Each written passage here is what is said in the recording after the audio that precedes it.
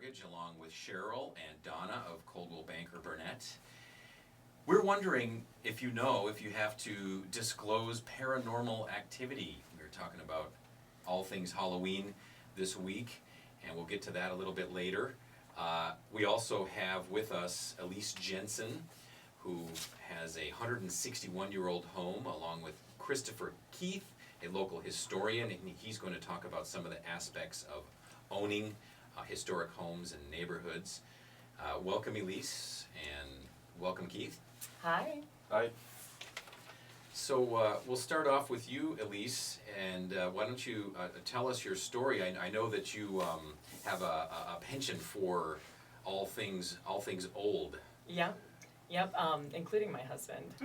Oh yeah, okay. He's All not right. that old. He's a little older. Okay. My husband and I actually were looking for a home about a year ago, and we came across Cheryl, and we had originally been looking at very small condos in downtown Minneapolis. Although they were historic. They were historic, but we always knew that we wanted a historic home somewhere, but we didn't realize that it was really within reach at that point until we started looking at the market after we realized just how small of a condo we could afford in downtown Minneapolis. And so how did you end up selecting the home that you purchased? Well, we knew that we wanted something that was really honestly in kind of a rough state. We didn't want to pay for somebody else's remodels. And we wanted to do it on our own, and so that really limited what was available in the market when it came to older homes that hadn't been updated. And we had an offer in on another home that was in the Miriam Park neighborhood, and unfortunately, I remember that home. you looked scared when we walked into it. You're a little concerned for us as buyers. And we went pretty far with that. We went through the Yeah. inspection process, and you were still all in, and it wasn't until the appraisal came back. Yeah. And the property didn't appraise, and the seller wasn't in agreement with dropping the price. Yeah. And of course, it would have been horrible advice to allow you to move forward and pick up the difference between the appraised price and the purchase price. So I'm really glad that you moved on. Well, it would have been difficult for us just financially because we knew we had a lot of construction work that we needed to do, and bringing the extra money to the table just wasn't an option. And so we stepped back and reevaluated, and our current home actually kind of chose us. We were sitting on the couch one evening, and I was having a glass of wine and honestly crying because we'd lost that house when we found our current home listed online, and you had me in it the very next day, so. And we wrote an offer that night. Yep. I was on the phone with my husband, my now husband, we weren't married yet, begging him to come take off work to come see the house so we could put an offer in without him even seeing it. I think we actually wrote it without him, and then we decided we really better get him in there before we submit it. Yeah, we did. Sorry, honey. Yeah, and so the interesting thing there was we were trying to determine what the seller's motivation was, because that was a pretty hot market at that time. Yeah. There were quite a few people looking at that. And so when we heard that the seller had lived there since 1906, and he was really concerned about who the new owners were going to be, what did you do? Well, later he told us he didn't want anybody to Beetlejuice it, if you've seen that movie. And we wrote a letter to him actually and included family photos and just explained to him why we wanted the house, what we envisioned for it. And we left it on one of the tables in the entryway, and he read it that evening and said that was a decision maker for him, that he had found his buyers. Yeah, that turned out great. So I'm really happy for you. It's a wonderful home. So you bought a 161-year-old home. Yes. And what are some of is that a historic home? Yes, we didn't realize when we first purchased it, it was already on the National Register. Okay. Just being in Irvine Park, which is a National Historic District, our home is automatically qualified on the register, and we're also on a local register as well, so. So what happens when you buy a home? Do you get a welcome pack from, you get a badge or a hat, or what happens? Funny enough, we didn't even know. We didn't know until I called to see what the parameters were for being a listed home. And they looked up our property and they said, "Ma'am, you're already on the register." At which point I cried, and I think I called Cheryl over here. And but you can order plaques or whatnot, Sure. but it doesn't really do much for. We'll talk about this with Keith maybe a little bit later, but And it's Christopher Keith, just Christopher to Keith. clarify. Sorry. Christopher. We'll talk about it with Christopher a little bit later. But what, from a compliance standpoint or a city codes? Was there Yep. anything like that? It's a common misconception that if you buy a home that's on a local or a national register, that they're going to be, breathing down your neck and telling you what you can and cannot do. And the reality is that's not the case. The National Register has very little to do with, if anything, what we do on a day-to-day basis. It's our local Heritage Preservation Commission that actually, that we need to run things through if we would like to make changes. And that's really only exterior changes that materially change the structure of the home. They don't require any review for interior, updates or remodels unless you are using tax credits. So like the Schmidt Brewery would be an excellent example of where an interior review would have had to be done. But that's again because they're making use of tax credits, which are primarily just for properties that are earning some type of revenue. So like rental properties or commercial properties. So. Any ghosts? My husband is an eternal skeptic, but he has even admitted that since we moved in, we have had a number of odd occurrences that maybe cannot be explained.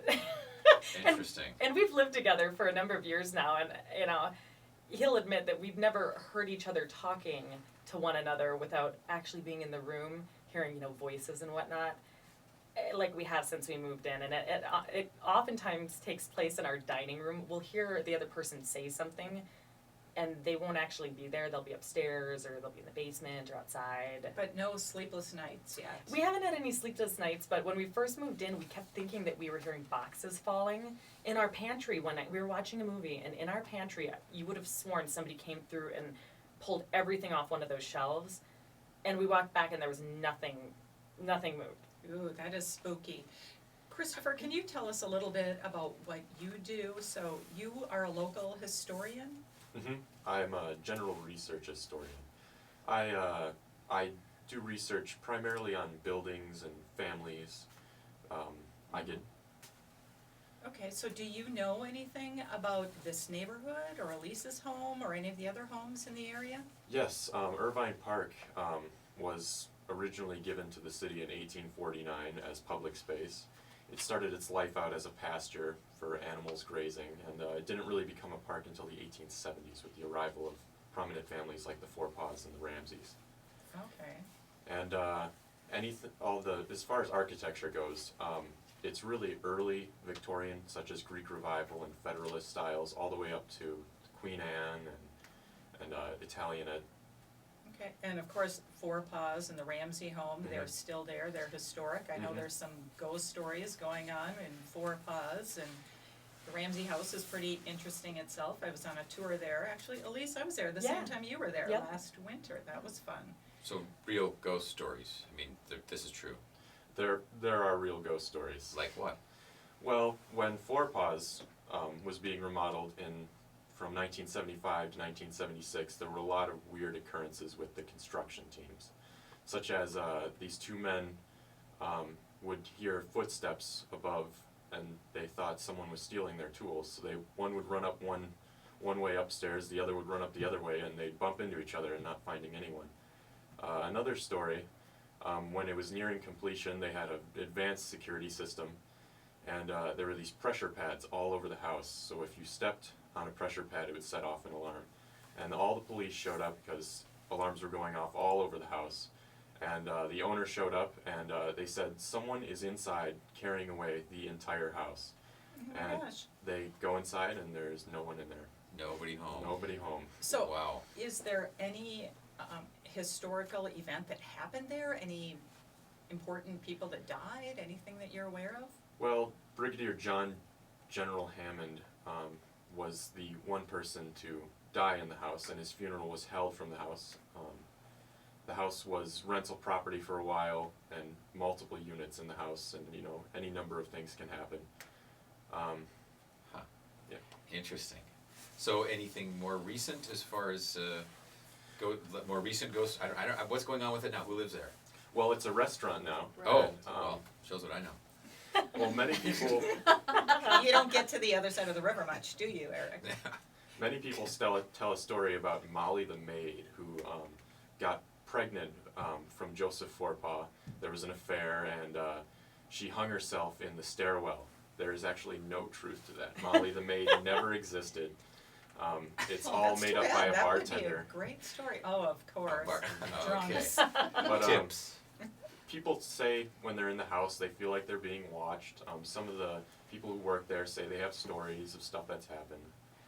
It is creepy, you know, that It's dimly lit and it's an old Victorian house. Yeah. I love it there. the people that, you know, the servers and bartenders are always wonderful about letting you walk around and take a look with your, you know, cocktail, and going up to the third floor even where Molly supposedly is hanging out. Yeah, I get it. It's good. Keep your day job. So, Elyse, how about the expense of owning your home? Is that what you anticipated as far as repairs or renovations? We were lucky in that a lot of the kind of the backbone of the house has been updated when it comes to some of the plumbing and wiring and roof, but I mean, we wildly underestimated some of the other costs. I mean, we have a stained glass window in our home that we just found out is going to be more than most vehicles people drive to just repair, and you know, that kind of throws a monkey wrench in your renovation plans when you'd like to update the kitchen Oh my and you gosh. have to redo one window. Yeah, that's huge. Okay, we're gonna take a break here, and we're gonna be back with Christopher Keith and Elyse Jensen. We're gonna continue talking about historic homes and neighborhoods. We'll get it. Go ahead. No? We'll get a little more information from Christopher, including how you can get a hold of him, and maybe another ghost story. What do you think? Yeah. You got another one for I've us? got a few more. All right, good. You're listening to Real Talk Twin Cities, all things real estate every Sunday at 6 p.m. Here with Cheryl, Donna, and Eric. You can reach us anytime at realtalktwincities.com or call or text 612-735-0553. We'll be right back. Stick with us. More ghost stories coming up.